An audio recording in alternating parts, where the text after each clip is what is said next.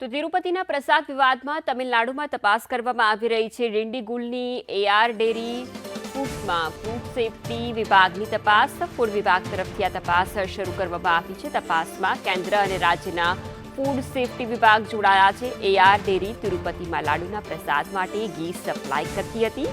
ઘીમાં પ્રાણીજ ચરબી હોવાનો ખુલાસો થતાં ડેરીમાં તપાસ શરૂ કરવામાં આવી છે.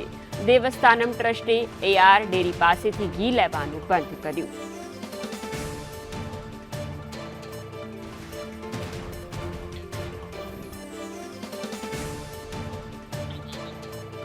દેવસ્થાનમ ટ્રસ્ટે હવે એઆર ડેરી પાસેથી ઘી લેવાનું બંધ કર્યું છે. મહત્વનું છે કે આ ડેરીમાંથી ઘીની અંદર પ્રાણીજ ચરબી હોવાનો ખુલાસો થયો હતો.